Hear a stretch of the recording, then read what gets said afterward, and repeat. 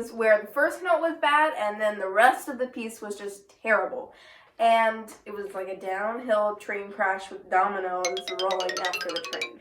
Welcome to Vividly Violin and welcome to another episode of the Minimizing Nervousness video series. Last episode we talked about preparation and controllable triggers, and today we're going to be talking about minimizing nervousness with preparing the first note. Being confident that you're going to have a really good first note is a great way to minimize nervousness. Shout out to my friend Catherine for reminding me how important the subject is. When you see a bad first note, it usually starts before the person actually walked on stage. Let's just say that person is me. So I walk out on stage, I smile like ha ha ha, hoping to see my mom, but also hoping that I don't see anybody else that I recognize. So I walk out on, and I'm like haha, kind of nervous. I get to bowing, and then I realize, oh, I didn't practice bowing, and I don't know what to do with my violin and bow. So I kind of just go like, oh, do a chicken wing bow. And then after I do that, I'm kind of like, huh? What just happened? And then the piano just starts, and I'm like, well, make sure you get ready. And then I put my violin up, and I play the first note, and it's downhill from there. That's like worst case scenario. But all those things are things that I'm sure have happened to you guys. I know it's happened to me. The process of preparing the first note starts before you actually get on stage and ends right when you play that first key note. And everything in between is things that you can practice and prepare for and already figure out before you even get to the place where you're going to have the concert, where you can prepare at home. First thing you need to decide before you get on stage is how are you going to keep your calm right in those moments when you're backstage, ready to get on, and you feel like your heart is about to jump out of your chest. Okay, so what I do in those key moments backstage, and this is what I do, but feel free to let me know in the comments below what you guys do. You can kind of start that discussion. But what I always do is I usually will take some really deep breaths. Sometimes I'll pray. I know other people will meditate. And just kind of steadying yourself mentally, emotionally, and physically to be able to go out there. And also, I always remind myself what the purpose is of the performance. Is it a master class where it's a learning situation? Which a performance is always a learning situation. You're always going to learn something from it. But some performances are more of a learning situation. So are you there because you're going to improve your piece during the thing so you don't have to worry about having a perfect performance? Is this a huge debut? I always like to remind myself that the piece is a story. And it's not just some rhythmic motions that I'm going to go through, but it's something that can touch people, and it's something that you can grow and is always going to be variable, and I don't know how to explain it. The next thing you need to figure out is how are you going to walk on stage. My teacher, his teacher stepped out on the stage, saw my teacher, made eye contact with him, and was so frazzled by that he actually forgot his piece and started on the wrong chord and had to walk back out again and restart the piece. And then the rest of the concert was fine, but it was like that, like it was so like, and I know that for other people, me included, I a lot of times, if I see someone and if I make eye contact with someone in the audience when I'm walking out, a lot of times it kind of like jolts me, like ugh. And so that's one thing. Make sure you know where to look when you're walking out on stage. I highly suggest knowing what the venue looks like, not just kind of like walking out there and being like, oh, this is a new space, I don't know where to go. Make sure you know where to walk to, where you're gonna look when you walk out. After you walk on, the next thing you're gonna do is bow.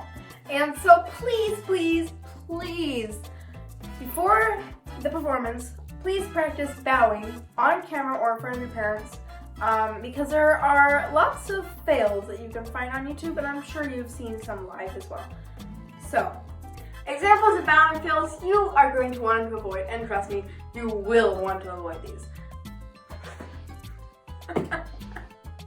Bow fail number 2. We have also seen those bows with the wardrobe malfunction. I like to call them peekaboo malfunctions.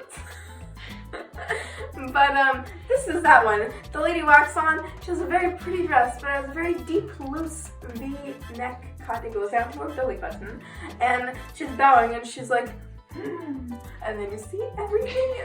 I call it peekaboo.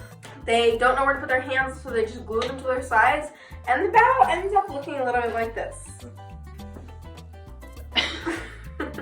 This I like to call the chicken wing.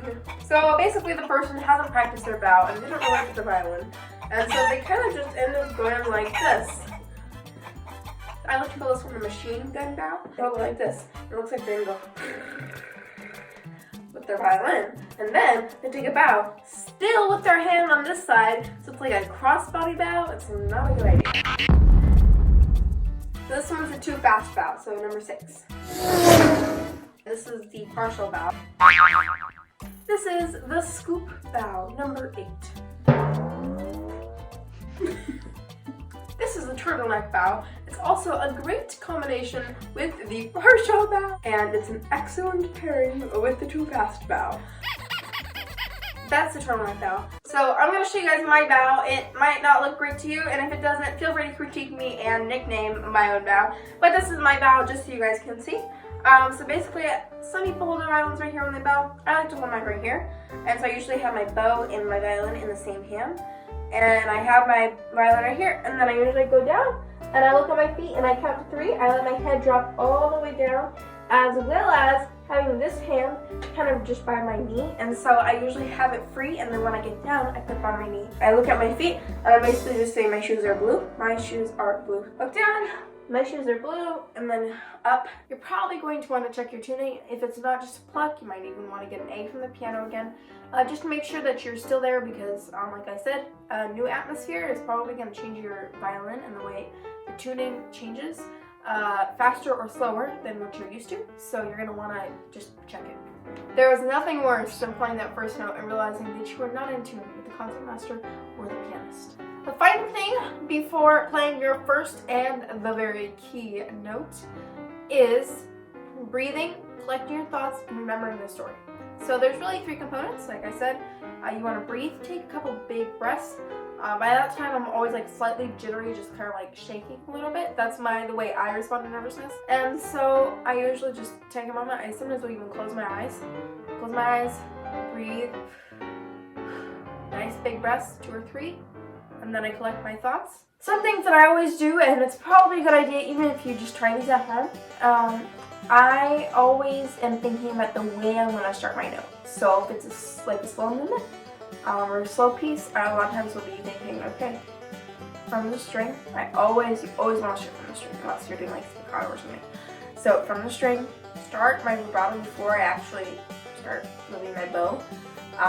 Sometimes I will like just pluck at the note, or I'll really put it down really articulated, so like really hard, because sometimes you can actually hear the overtones and like the note kind of coming through, and so it's hard to hear that with an orchestra, but it's still possible.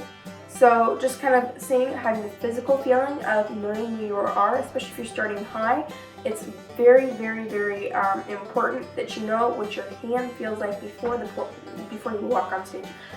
Know what your hand, what your arm feels like in that correct note to have the perfect intonation, because that's also going to help you when you are playing your first note, because that first note is so important. It's going to change the way you play, and it's going to give you the extra boost of confidence or the de-boost of confidence that you definitely do not need. That's probably the time where the most doubtful thoughts are going to come. Feeling where it's like, get me on this stage right now, I don't want to play anymore. And so take a breath, collect your thoughts, and remember your story as well. You don't want to go into your piece and be like, brain freeze, what was the whole point to this piece? Oh yeah, I forgot. So at the beginning of your piece, maybe as piano started or before the piano even starts, remember your story. And then after that, if you have a good pianist, they should be able to wait for you so that they can do the intro. Orchestra is the same thing. But just look at your pianist, nod, smile. So if they're nice, they should smile back to you. But yeah, and then you're on the journey to playing your first note. So this is how I practice performing the first note. And I'm going to walk through the process so you see how I apply everything that I just talked about in the videos before. So, I'm in the backstage, I'm a little nervous. I'm just gonna breathe. Kind of close my eyes a little bit. And then, doors open, we gotta go out, so I'm out.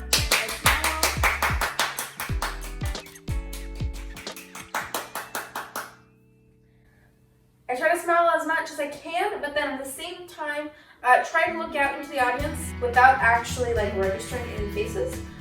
So then I bowed, looked at my violin, I'm going to tune, so.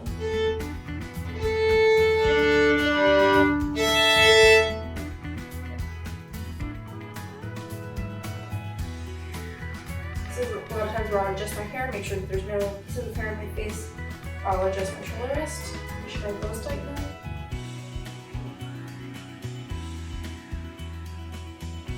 Okay. Imagine the pianist. Start with the intro.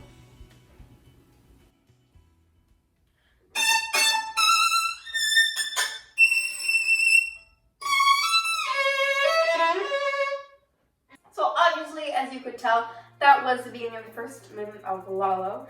And if you don't know much about the piece, as you could probably tell, that beginning is very nerve-wracking. You have about 2 measures of piano intro, and then you're in. And there's no warming up for it, for anything. And I had actually a blind audition to this, and the blind audition playing solo was really hard for me because there's no pianist, not even to like kind of ease you into it. You just start. And so what I did the day before and the day of, I literally just practiced it probably for like an hour and a half total of just imagining myself in the concert hall where I did the audition, and then like this, and just starting it so many times, feeling where my hand is in each part of the shifts, and really well. So just overall, that is something that has really helped me starting the beginning, even if it's not a hard beginning, like Brooke's second movement. You know, it's just G in second position. But even that in its own way is hard though, because you have to remember to start your bow on the string, and you know how to get the, or any like, I don't know if that ever happens to you guys, but it always does for me, and it's so embarrassing. And so I always put my bow on the string right at the last moment. So that I avoid those types of notes, but whatever works for you guys. So I hope this helped you, and I hope you enjoyed watching this.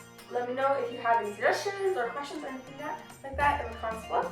So thanks for watching this, and I'll see you in the next episode. Bye!